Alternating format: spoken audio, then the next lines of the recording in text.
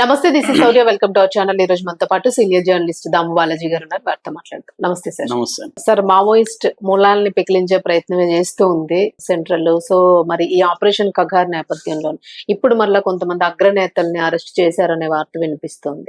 So ఇంకా ఉన్న ఎంతమంది ఉన్నారు ఇంకా అగ్రనేతలు అని అంటే, సో ఎక్కడ ఏ ప్లేస్ లో అరెస్ట్ అయ్యారు? ఇప్పుడు అక్కడ అదేమంటారు, పొగబెట్టినప్పుడు అన్ని ఎలుకలన్నీ బయటకు వస్తాయి కదా, అలాగా తీవ్రంగా అక్కడ దండకారణ్యం ఏరియాలో ఛత్తీస్గఢ్ కావచ్చు, జార్ఖండ్ కావచ్చు, ఒడిస్సా కావచ్చు, ఈ ఏరియాలంతా కూడా తీవ్ర నిర్బంధం అనేది పెరిగింది. ఎన్కౌంటర్ మొన్న కూడా అక్కడ మాంజీ ఆయన సెంట్రల్ కమిటీ నాయకుడు చనిపోయాడు.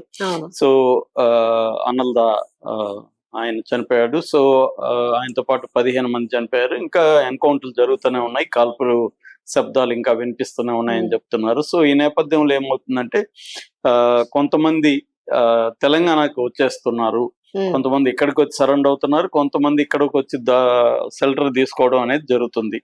మొన్న ఫ్రైడే రాత్రి కొంతమందిని పట్టుకుపోయారని విమర్శలు వచ్చాయి. ఈవెన్ హరగోపాలు, గడ్డం లక్ష్మణ్, పౌర హక్కుల సంఘం నాయకుడు, వీళ్ళందరూ కూడా వాళ్ళ బంధువులతో ప్రెస్ మీట్ కూడా పెట్టారు. అదేంటంటే పౌర హక్కుల నాయకుల్ని తీసుకెళ్లారు పోలీసులని. ఆ తర్వాత రోజు ఎస్పీ వీళ్ళని మీడియా ముందు ప్రవేశపెట్టారు. సో అదేంటంటే అగ్రనేతలు, మావోయిస్ట్ అగ్రనేతలు తెలంగాణకు వచ్చారు, వాళ్ళకి షెల్టర్ ఇచ్చారు ముగ్గురు. సో ఆ ఇద్దరిని, ఈ ముగ్గురిని కూడా కోర్టుకు పెట్టి కోర్టు రిమాండ్ కి అయితే పెట్టింది. సో ఎవరు ఈ ఇద్దరు అగ్రనేతలు ఎవరు, తర్వాత ఈ ముగ్గురు షెల్టర్ ఇచ్చిన వాళ్ళు ఎవరు అని చూస్తే, ముందుగా అగ్రనేతల్లో మేసాల సలోమన్ అలియాస్ నాగరాజు. ఈయన 52 ఏళ్ళు, ఈయనకి సంతోష్ అనే పేరు కూడా ఉంది.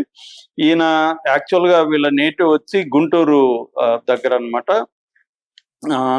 పల్నాడు జిల్లా. ఇప్పుడు పామిడిపాడు అనే ఊరు. ఆయన 94లో నల్లమల్లో బొల్లపల్లి దళం అని ఉంటది, ఆ దళంలో జాయిన్ అయ్యాడు. అప్పటి నుంచి అంచెలంచెలకు వెదుగుతూ ఆయన దండకారణ్య DKSZC అంటారు, అంటే Dandakaranya special zonal committee commander గా ఎదిగాడు.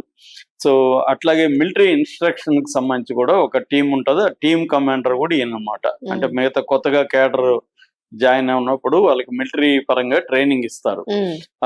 ఒకటి ఆ ట్రైనింగ్ ఏంటంటే, ఒకటి ఫిజికల్ ట్రైనింగ్ ఉంటది, రెండోది వెపన్స్ రిపేరు, వెపన్స్ ని ఎట్లా యూజ్ చేయాలి, రిపేర్ వస్తే ఎలా చేసుకోవాలి, ఇవన్నీ కూడా ట్రైనింగ్స్ కండక్ట్ చేస్తూ ఉంటారు. దానికి కూడా ఈయన కమాండర్ అనమాట, అంటే మిలిటరీ ఎక్స్పర్ట్ అని చెప్పొచ్చు. సో ఆయన భార్య, ఆమె కోయ ట్రైబ్ కి సంబంధించిన ఆవిడ, ఆమె పేరు నన్బాటి అనే పేరు, 46 years. ఆమె కూడా PLG అంటారు, People's Liberation Guerrilla Army battalion number 2 కి కమాండర్ గా ఉంది. అంటే ఆమె కూడా ఇంపార్టెంట్ పొజిషన్ లో ఉంది. సో వీళ్ళిద్దరూ ఇక్కడికి తెలంగాణకు వచ్చారని, అంటే మనకి ఇక్కడ నాగర్ కర్నూలులో అచ్చంపేట పోలీసులు వీళ్ళని పట్టుకున్నారు. అచ్చంపేటలో పోలీస్ స్టేషన్ లో నిన్న ప్రెస్ మీట్ నడిచింది. ఆ ప్రెస్ మీట్ లో నాగర్ కర్నూలు SP సంగ్రామ్ సింగ్ పాటిల్ ఆయన మీడియా సమావేశం ఏర్పాటు చేసి ఆయన ఒక వెర్షన్ చెప్పాడు. ఆయన చెప్పిన వెర్షన్ ఏంటంటే, దండకారణ్యంలో ఈ కూంబింగ్ ఎక్కువ అవడం వల్ల అక్కడ ఇబ్బంది అని చెప్పి దేవ్జీ అండ్ బడే చొక్కారావు అంటే తెలంగాణ నాయకుడు, దేవ్జీ ఏమో central committee secretary, Devji alias Tirupati. So వీళ్ళిద్దరూ మొత్తం మావోయిస్టులకి అందరికి ఏం చెప్పారంటే, మీరు ఇక్కడ ఉంటే ప్రాణాలతో మిగలరు, కాబట్టి మీరు చిన్న చిన్న టీములుగా వెళ్ళిపోయి వేరే ప్రాంతాలకు వెళ్ళిపోయి రక్షించుకోండి అనేది వాళ్ళకి గైడెన్స్ ఇచ్చారు. ఆ గైడెన్స్ లో భాగంగా చిన్న చిన్న టీముల్లాగా వచ్చేస్తున్నారు. ఇప్పుడు ఏమైందంటే, వీళ్ళు మొన్నటి వరకు తెలంగాణ ఛత్తీస్గఢ్ బార్డర్ లో ఉన్నారు, అక్కడ కూడా కొమ్మింగ్ పెరిగేసరికి మెల్లగా తెలంగాణ వచ్చారు. వీళ్ళకి షెల్టర్ ఇచ్చింది ముగ్గురు ఇచ్చారని చెప్తున్నారు. అందులో ఆమ్రాబాద్ మండలం వరకేశ్వర విలేజ్ లో government teacher plus DPF teacher association co convener Ambayya. రెండో వ్యక్తి మననూరు గ్రామంలో పౌర హక్కుల సంఘం రాష్ట్ర సహాయ కార్యదర్శి జక్కా బాలయ్య. మూడో వ్యక్తి లింగాల మండలం క్యాంప్ రాయవరంకి సంబంధించిన యాదయ్య. సో అంబయ్య, బాలయ్య, యాదయ్య, ఈ ముగ్గురు వీళ్ళకి షెల్టర్ ఇచ్చారు సో అనేది వీళ్ళు చెప్తున్నారు పోలీసులు. కానీ వాళ్ళ ఇంట్లో వాళ్ళు ఏం చెప్తున్నారు, షెల్టర్ లేదు, ఏం లేదు. ముందు రోజు ఫ్రైడే రాత్రి పట్టుకొని వెళ్ళారు. మఫ్టీలో వచ్చి కొంతమంది పోలీసులు మా వాళ్ళని లాక్కెళ్ళి వెళ్ళారు. వాళ్ళు ఎవరు ఎక్కడికి పోయారో తెలియదు. మేము హైదరాబాద్ వెళ్ళంతా వెతికాము, హైదరాబాద్ లో లేదని తెలిస్తే మళ్ళీ అచ్చంపేటలో ఉన్నారంటే ఇక్కడికి వచ్చాము. సో మాకు అసలు ఏమీ చెప్పలేదు, మేము ఎవరికి షెల్టర్ లేదు. వాళ్ళని పట్టుకొని వాళ్ళతో పాటు వీళ్ళని కూడా చేసి ఒక స్టోరీ వెళ్తున్నారు. అంటే పోలీసులు ఏం చెప్పారు, వీళ్ళందరూ ఒక కారులో వెళ్తా ఉంటే అక్కడ మాకు దొరికారు, మా పోలీసులు ఎస్ఐ పట్టుకున్నాడు అనేది పోలీసులు చెప్తున్నారు. వీళ్ళేమో ఇంట్లలో నుంచి తీసుకెళ్లారు అనేది ఫ్యామిలీ చెప్తున్నారు. ఎందుకంటే వీళ్ళని కోర్టుకు పెట్టక ముందే వాళ్ళు ప్రెస్ మీట్ పెట్టి అరగోపలో వీళ్ళు చెప్పారు. మామూలుగా పోలీసులు ఇవి చేయడం కామన్. కాకపోతే నేను చాలా సార్లు కూడా చెప్పాను, తెలంగాణలో ఇప్పుడు మావోయిస్టులను కార్యక్రమం లేదు. ఎందుకంటే రేవంత్ రెడ్డి ప్రభుత్వం ఏంటంటే మావోయిస్టులను చంపడానికి ప్రస్తుతం వ్యతిరేకంగా ఉంది. ఎందుకంటే వాళ్ళకి అవసరం లేదు. రెండోది, చంపడం వల్ల తెలంగాణలో కొంత వ్యతిరేకత కూడా కాంగ్రెస్ పార్టీకి వచ్చే అవకాశం ఉంది. ఇక్కడ లెఫ్ట్ లీనియన్సీ ఇప్పటికి కూడా బలంగానే ఉంటది. అందుకని రేవంత్ రెడ్డి చంపొద్దు అని అనుకుంటున్నాడు.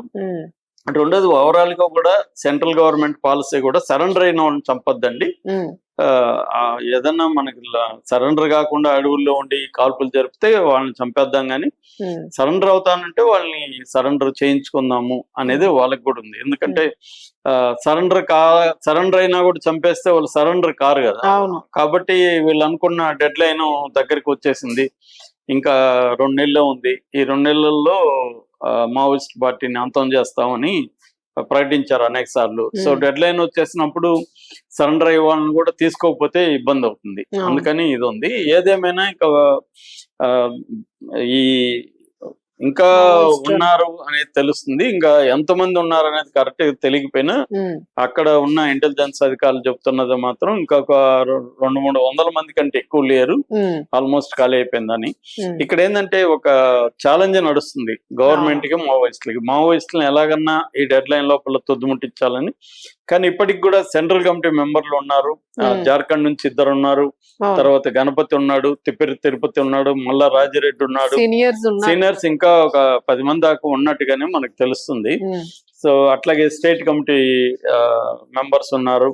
సో బడే చొక్కారావు, తర్వాత అలియాస్ దామోదర్, ఇలాంటి వాళ్ళు ఉన్నారు ఇంకా. సో వీళ్ళ గోల్ ఏంటంటే ఆ డెడ్ లైన్ దాటే వరకు కూడా మనం దొరకకుండా ప్రాణాలతో ఉండాలి.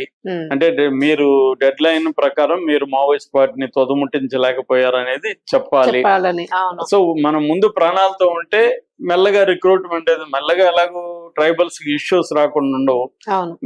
మళ్ళీ మెల్లగా మనం కొద్ది రోజులు కామ్గా ఉండి మెల్లగా మళ్ళీ ఉద్యమాన్ని స్టార్ట్, వాళ్ళకి ఎట్లాగో సమస్యలు వస్తాయి, అక్కడ మైనింగ్ స్టార్ట్ అవుతుంది యాక్టివిటీస్, వీళ్ళ గ్రామాలని ఖాళీ చేయిస్తారు, సో సమస్యలు వస్తాయి. అప్పుడు మళ్ళీ మనం ఎంటర్ అవ్వచ్చు అనేది. అంటే గడ్డు పరిస్థితులతో ప్రాణాలతో ఉండడమే విప్లవం సక్సెస్ అయినట్టుగా ఎప్పటి నుంచో కూడా చెప్తారనమాట. అంటే ప్రాణాలతో ఉండడం, కంటిన్యూ కావడం ఇంపార్టెంట్. సో అది మావోయిస్ట్ పార్టీ వాళ్ళు ఆలోచిస్తున్నది. అందుకని చాలా మంది ఏమంటారంటే వీళ్ళు మూర్ఖులా ఒక పక్క చంపేస్తుంటే ఎందుకు చనిపోతున్నారు. కాకపోతే వాళ్ళకి ఏంటంటే బయట వెళ్ళి ఎక్కడికి వెళ్ళాలి అనేది కూడా పెద్ద ఇష్యూనే. అట్లా బయటకు వచ్చిన వాళ్ళే కదా విజయవాడలో అరెస్ట్ అయిపోయారు. ఇప్పుడు కూడా వీళ్ళు అలాగా బయటకు వస్తే చనిపోతున్నారు. అంటే మావోయిస్ట్ పార్టీకి ఉండే ప్రాబ్లం ఏంటంటే వాళ్ళకి ఆ ఏరియాలో పనిచేస్తున్నారు కానీ వాళ్ళకి సపోర్ట్ సిస్టమ్స్ ని దేశవ్యాప్తంగా ఎస్టాబ్లిష్ చేసుకోలేకపోయారు. దానివల్ల ఏమవుతుందంటే ఇటువంటి క్రైసిస్ వచ్చినప్పుడు వాళ్ళకి షెల్టర్ జోన్స్ అనేవి లేవు, బిల్డప్ చేసుకొని ఉండాలి, అది ఇప్పటికిప్పుడు రావు. సో ఈ షెల్టర్ జోన్స్ లేకుండా వాళ్ళు ఆల్రెడీ ఏపీసీఎల్స్ లో ఉండేవాళ్ళు ఇలాంటి వాళ్ళని కాంటాక్ట్ చేస్తే ఈజీగా దొరికిపోతారు. వీళ్ళ మీద నిఘా ఆల్రెడీ పెట్టి ఉంటారు, వాళ్ళకి పాత పద్ధతుల్లోనే ఉంటారు. పౌరకుల సంఘం అప్డేట్ అవ్వలేదు, వీళ్ళనే వాడుతూ ఉంటారు, వీళ్ళ మీద నిఘా ఉంటది. వాళ్ళందరూ ఫోన్లు ఇవన్నీ సర్వైలెన్స్ టెక్నిక్స్ బాగా పెరిగినాయి. కాబట్టి ఇంకా ఓల్డ్ మెథడ్ లోనే వాళ్ళు కంటిన్యూ అయితే ఖచ్చితంగా దొరికిపోతారు. ఏదేమైనా ఈ పోటీలో ఇప్పటికైతే సెంట్రల్ గవర్నమెంట్ తో పై చేయి, మావోయిస్టులు ఒకవేళ బతికి వీళ్ళు ఉన్నా కూడా మళ్ళీ ఉద్యమం స్టార్ట్ చేసి మళ్ళీ ఉధృతంగా రావడం అనేది అంత ఈజీగా అయితే కాదు. మరి వీళ్ళు ఏం ఆలోచిస్తున్నారు అనేది తెలియదు, మరి చూడాలి. Thank you.